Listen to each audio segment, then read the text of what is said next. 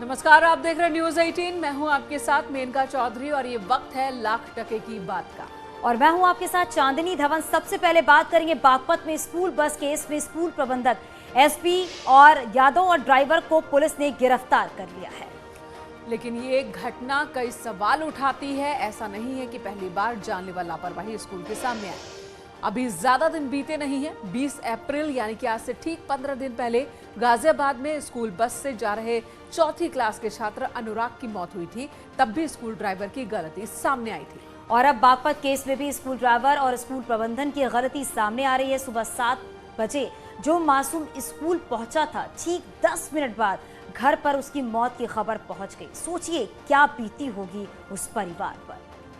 और ये दो तस्वीरें आपके सामने हैं, 5 मई और आज से 15 दिन पहले की तस्वीर। दो परिवार बिलखता हुआ, दो मासूम जो अब इस दुनिया में नहीं है। लापरवाही स्कूल की, लापरवाही स्कूल बस के ड्राइवर की। सवाल है कि आखिर लापरवाही कब तक जारी रहेगी। पहले रिपोर्ट देखते हैं कि आखिर प्रशासन का रवैया क्या है और घटना के बाद ही प्रशासन क्यों जागता है। पता गया कि स्कूल में बच्चा मार दिया गया। ड्राइवर जितनी नशेड़ी है घूमना चाहिए, जांच का हिस्सा करें। स्कूल को सील कर दिया गया है।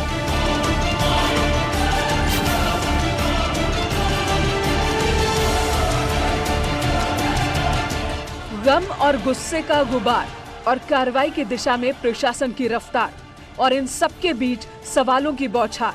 आखिर क्यों, कैसे और इस हादसे के लिए कौन है जिम्मेदार।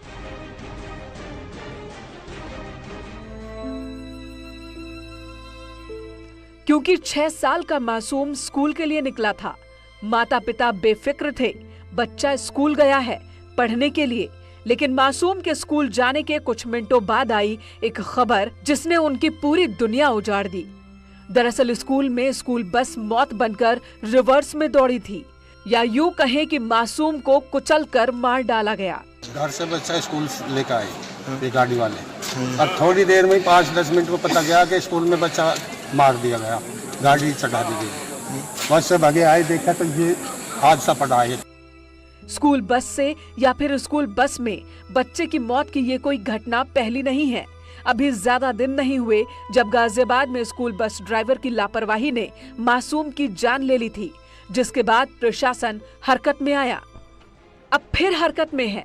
मालूम चला है स्कूल के पास सिर्फ कक्षा 6 से 8 तक की मान्यता थी, लेकिन स्कूल में प्राइमरी क्लास की भी पढ़ाई हो रही थी। फिलहाल स्कूल को सीज कर दिया गया है।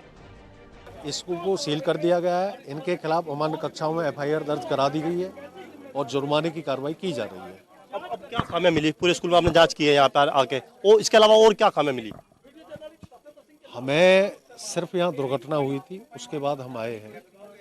अमान्य कक्षाओं का वो अध्ययनरत बच्चा था, अमान्य कक्षाओं में अध्ययनरत था, और स्कूल वालों के खिलाफ जो भी नियमानुसार कार्रवाई उनसे कठोर से कठोर कार्रवाई की जा रही है।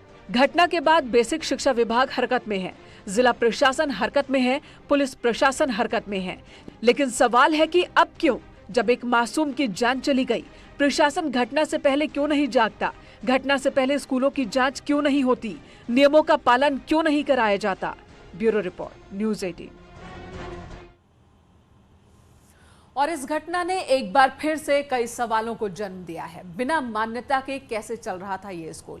इस स्कूल को इजाजत सिर्फ क्लास 6 से 8 तक के बच्चों को पढ़ाने की थी, लेकिन यहाँ पर प्राइमरी के भी बच्चे पढ़ रहे थे, क्लास 1 के भी बच्चे पढ़ रहे थे, जिसकी इजाजत स्कूल के पास नहीं थी। तो वही सवाल ये भी खड़े होते हैं कि गाजियाबाद हादसे के बाद भी प्रशासन क्यों नहीं चेता? क्योंकि पहले एक हादसा हो चुका था, तो उसके बाद भी प्रशासन नहीं चेता। इसमें कहीं ना कहीं कोई बड़ी लापरवाही जो है वो सामने देखने को मिली है। स्कूल प्रबंधन ने सुरक्षा के लिए क्या इंतजाम किए? कोई इंतजाम किया या नहीं? और बच्चों के बस में चढ़ने उतरने के बाद सतर्कता क्यों नहीं बरती जाती है? क्योंकि जस्ट कुछ ही दिन पहले एक बच्चे की मौत हो गई थी, वो भी स्कूल बस में हुई थी, और आज भी एक ऐसा ही हादसा सामने आया है। और जब भी कोई ऐसा हादसा होता है तब प्रशासन सबक लेगा, ये एक सवाल बन जाता है। क्योंकि हरकत तो दिखती है, कार्रवाई की एक कोशिश दिखती है, लेकिन कभी भी ये कोशिश अपने लक्ष्य तक नहीं पहुंचती है। और ये तमाम सवाल इसलिए, और खासकर प्रशासन इसलिए सवालों में है, क्योंकि इस तरह के मामलों में प्रशासन का रवैया क्या कहता है। आपको दिखाते हैं कि प्रशासन का रवैया क्या होता है। गाजियाबाद के घटना के बाद जो तस्वीर सामने आई थी, दिल को झकझोर देने वाला वो मसला था, साफ हो जाता है। ये वीडियो आपको दिखाएंगे। जब इस वीडियो में साफ साफ दिख रहा है, वो भी गाजियाबाद में जब मौत हुई थी एक बच्चे की, बस में जो सवार होकर के स्कूल जा रहा था उस बच्चे की, तब सीएम योगी आदित्यनाथ ने कहा था कि इस मामले की जांच हो, कड़ी कार्रवाई हो। परिवार जब हंगामा कर रहा था, परिवार जब धरने पर बैठा था, उस वक्त एसडीएम शुभांगी शुक्ला किस तरह से भड़क गई थी, वो तस्वीर भी आपको दिखाते हैं। तरीका आपने बिगाड़ा है, हो रहा है यहाँ पे, तरीका आपने बिगाड़ा है यहाँ पे। हट जाओ भाई, हाथ जोड़ के तीनों को अंदर करो। तो कोई चीज समझती नहीं हो यार, समझे कोई चीज समझे भैया, समझाओ मैम, समझाओ। कितनी बार समझाऊं, क्या समझा रहे हैं तीनों जो है, नहीं जो नहीं आता है, साथ साथ पकड़ा जाता है। हो गया, ऐसा नहीं होता, ऐसे नहीं होता। तीनों जो पकड़ा जाता है। तो प्रशासन का जो रवैया सामने देखने को मिल रहा है, उससे लगातार कई सारे सवाल खड़े हो रहे हैं। प्रशासन का ये रवैया तब है जबकि ऐसे मामलों में सीएम के सीधे आदेश हैं कि नियमों का पालन कराया जाए, बसों में पैनिक बटन की व्यवस्था की जाए। और अब देखिए कि गाजियाबाद की घटना के बाद बागपत जिला प्रशासन, आरटीओ विभाग, शिक्षा विभाग क्या कर रहा था। बागपत की अगर हम बात करें, 183 बसों को नोटिस भेजा गया है, 2 बार नोटिस भेजे गए, 26 वाहनों का चालान भी हुआ, 17 वाहन सीज किए गए। वहीं गौतम बुद्ध नगर में क्या काम हुआ वो भी आपको बताते हैं। 280 स्कूल बसों का फिटनेस टेस्ट नहीं है, ये बात सामने निकल कर आई है। 11 स्कूलों ने फिटनेस टेस्ट नहीं कराया है, इसको लापरवाही ही साफ तौर पर कहेंगे। शासन के आदेश के बाद प्रशासन अभी भी नींद में है, प्रशासन अभी तक भी जागा नहीं है और लगातार 2 बार लापरवाही सामने देखने को मिली है। और न्यूज 18 पर खबर चलाए जाने के बाद प्रशासन जागा है, 300 बसों को जारी किया गया है नोटिस। वहीं कानपुर की बात करें तो वहां पर 626 में से 747 बसें अनफिट पाई गई हैं, 40 स्कूल बस कबाड़ हो चुकी हैं। अयोध्या की बात की जाए तो यहां पर 10 स्कूल बस सीज किए गए, 15 वाहनों का चालान काटा गया। आगरा की बात कर लेते हैं तो आगरा में 2052 स्कूल बसों को नोटिस भेजा गया है। आगरा जिले में 517 बसों को नोटिस दिया गया है। फिरोजाबाद की बात कर लेते हैं तो 72 स्कूल वाहनों का चालान किया गया है और 12 लाख रुपए का जुर्माना वसूला गया। इन सभी आंकड़ों को देखकर यही साफ लगता है कि ज्यादातर लगभग 80% स्कूलों में जो मान्यता है, जो मानक है, उसका पालन नहीं होता है। प्रशासन भी सोया रहता है। जब कहीं कोई हादसा हो जाता है तो खाना पूर्ति होती है नोटिस जारी करने की और चालान काटने की, लेकिन वो बसें चलती ही रहती हैं। आज सवाल स्कूलों का उठा है। बिल्कुल मेनका, क्योंकि आज सवाल स्कूलों पर उठ रहा है तो आपको स्कूलों की तस्वीरें भी चलिए दिखाते हैं कि शिक्षा की तस्वीरें दिखाते हैं कि स्कूलों की हालत क्या है, शिक्षा के हालात क्या है।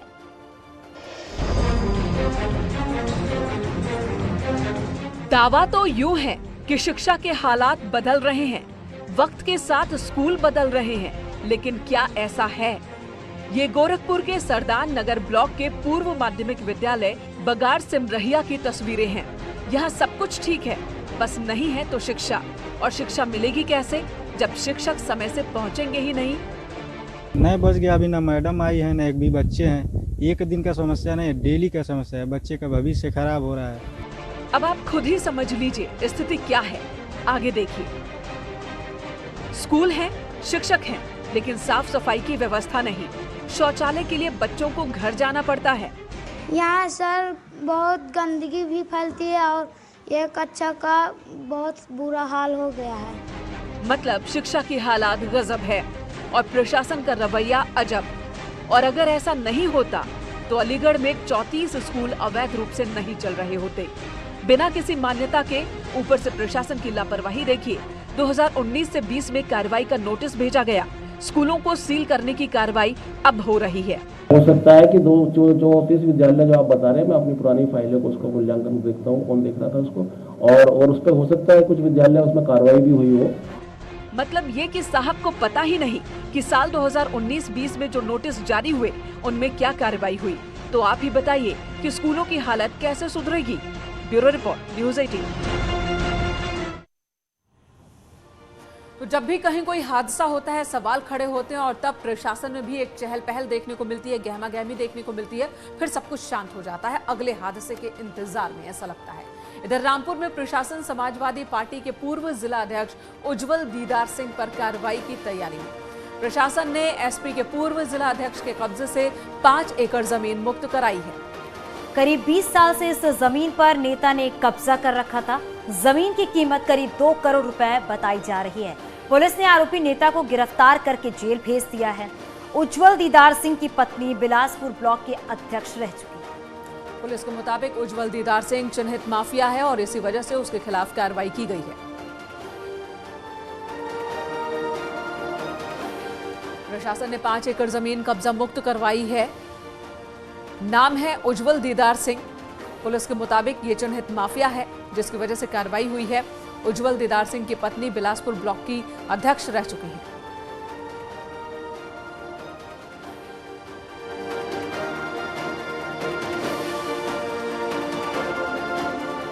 और चलिए अब बात सीएम योगी आदित्यनाथ की करते हैं। सीएम योगी आदित्यनाथ के निर्देशों के बाद उत्तर प्रदेश सरकार के मंत्री लगातार अलग अलग जिलों का दौरा कर रहे हैं, कार्यों का निरीक्षण कर रहे हैं। ये तस्वीरें आपके सामने हैं। कैबिनेट मंत्री स्वतंत्र देव सिंह रामपुर पहुंचे, जिला अस्पताल का निरीक्षण किया, वाल्मीकि समाज से आने वाले बबलू वाल्मीकि के घर खाना खाया। उधर सूक्ष्म और लघु उद्योग मंत्री राकेश सचान समेत 3 मंत्री गोंडा पहुंचे। राकेश सचान के साथ अनूप प्रधान, रविंद्र जायसवाल भी गोंडा पहुंचे। मंत्रियों ने स्वास्थ्य सेवाओं का निरीक्षण किया है। उधर लोक निर्माण मंत्री जितिन प्रसाद 2 दिवसीय दौरे पर वाराणसी में हैं। यहां उन्होंने विकास कार्यों का निरीक्षण किया है। तो वित्त मंत्री सुरेश खन्ना रायबरेली में मौजूद रहे। सुरेश खन्ना ने रायबरेली में बस स्टेशन का निरीक्षण किया और इस दौरान गंदगी दिखी तो सुरेश खन्ना का पारा चढ़ गया।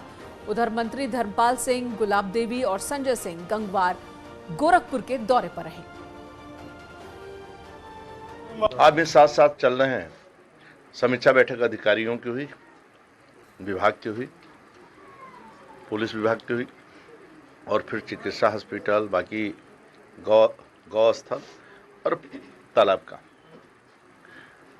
लोगों के अंदर जो देख रहा हूं, जो आदरणीय प्रधानमंत्री जी के नेतृत्व में, आदरणीय मोदी जी के नेतृत्व में एक सोच लोगों की बदल रही है। माननीय योगी जी के नेतृत्व में सरकार चल रही है। कोई भी दोषी हो, चाहे वो सरकारी अधिकारी हो, चाहे कोई कर्मचारी हो या हमारा कोई पब्लिक का बड़ा से बड़ा कोई नेता हो, कोई बचेगा नहीं। अगर मुलजिम है तो मुलजिम है। और यहाँ तमाम सेतु, रेलवे ओवरब्रिज, चौड़ी सड़कों का निर्माण, बनारस की देहात की सड़कें, तमाम एक एक योजना पे विस्तार से चर्चा हुई है और जो समस्याएं हैं उसके निदान के लिए निर्देश दिए गए हैं। आगे की जो योजनाएं हैं वो बनारस की जनता के लिए सुविधा और कैसी लाई जाए, इंफ्रास्ट्रक्चर के ध्यान रखते हुए उस पर भी चर्चा की गई है। कि जो पब्लिक इनकन्वीनियंस होती है ना जी सर, ट्रांसपोर्टेशन में पब्लिक आवागमन में इनकन्वीनियंस होती है, उसकी वजह से हम लोग यहाँ पर आए खास तौर से। और एक ये बड़ी सुविधा है इस क्षेत्र की, इसलिए खास तौर से इसका निरीक्षण करने के लिए आए। और चलिए बात आगरा की कर लेते हैं। आगरा पहुंचे डिप्टी सीएम केशव प्रसाद मौर्य ने कई जगहों पर औचक निरीक्षण किया। इस दौरान उनकी गोलगप्पा खाने की एक तस्वीर जो है वो सामने आई है। निरीक्षण करते करते deputy CM Keshav Prasad Maurya Fatehabad road पर अचानक एक दुकान पर गोलगप्पा खाने पहुंच गए और इसी के साथ एक जगह नल से पानी पीते भी नजर आए। दरअसल डिप्टी सीएम नल से पानी पीना आता है या नहीं, पानी आता है कि नहीं नल से, इसका रियलिटी चेक कर रहे थे।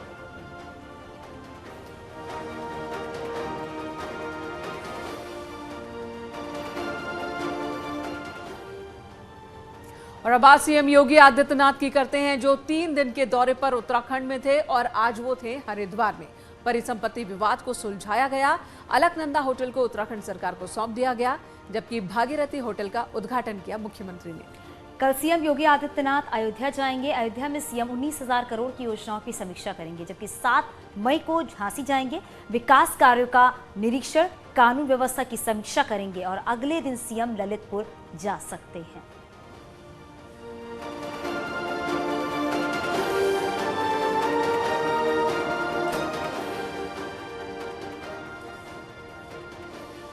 पूर्व सीएम अखिलेश यादव ने न्यूज 18 से खास बातचीत में सरकार पर जमकर निशाना साधा। उन्होंने कहा कि यूपी में कानून व्यवस्था की हालत बेहद खराब है। क्या कहेंगे जिस प्रकार आपने कहा कि लॉलेस स्टेट है, उस बात पे आज भी स्टैंड कर रहे हैं? जो लोग इस बात को कह रहे थे कि ज़ीरो टॉलरेंस, आज बताइए सरकार बनने के बाद कहाँ घटना नहीं हो रही। सबसे ज़्यादा चेन स्नैचिंग है, महिलाएं सुरक्षित नहीं हैं, और जिस तरह की घटना ललितपुर में हुई, कोई कल्पना कर सकता है कि जिस बेटी पर इतनी तकलीफ़ और परेशानी रही हो, कि जिसका बलात्कार हो गया हो और फिर उसके साथ वो घटना कर दी गई हो थाने में, और पुलिस पूरी कहानी बना रही है उसमें। समाजवादी लोग या हम लोग मौके पर न पहुंचते तो शायद वो इतनी कठोर कार्रवाई नहीं होती है, और हमें उम्मीद है कि सरकार कठोर कार्रवाई करेगी उन पुलिस वालों पर। दूसरा चंदौली का, जहां पर पुलिस घुस गई एक घर में, पीटा, 2 बहनों को मारा उन्होंने, एक बहन की जान चली गई, दूसरी बहन को चोटें आई हैं। आखिरकार पुलिस क्या चाहती है? पुलिस को जब पता लगा कि उसकी जान चली गई तो कहानी बदल रही है। उत्तर प्रदेश की पुलिस कहानी। इस वक्त बड़ी खबर लखनऊ से आ रही है, जहां पर आनंदी वाटर पार्क में हादसा हुआ है। वाटर पार्क प्रशासन की बड़ी लापरवाही सामने आई है और स्लाइडर से गिरकर युवक की मौत हो गई है। वाटर पार्क प्रशासन मामले को छिपाने में जुटा हुआ है। बाराबंकी की कलीम की वाटर पार्क में गिरने से मौत हुई है और इलाज के दौरान लोहिया अस्पताल में मौत हुई है। बीबीडी थाना क्षेत्र की घटना बताई जा रही है, जहां पर स्लाइडर से गिरकर युवक की मौत हो गई है। प्रशासन की बड़ी लापरवाही देखने को मिली है। बाराबंकी के कलीम की गिरने से मौत हो गई है। वाटर पार्क के अंदर ये तस्वीर भी आपको दिखा रहे हैं। बाराबंकी के कलीम जो कि वाटर पार्क में थे, आनंदी वाटर पार्क, जो स्लाइडर से फिसल गए, नीचे गिरने से मौत हो गई। लेकिन प्रशासन की जिम्मेदारी न निभाते हुए यहाँ पर वाटर पार्क की ओर से इस मामले को दबाने की कोशिश हुई। और यहाँ रुकेंगे छोटे से ब्रेक के लिए।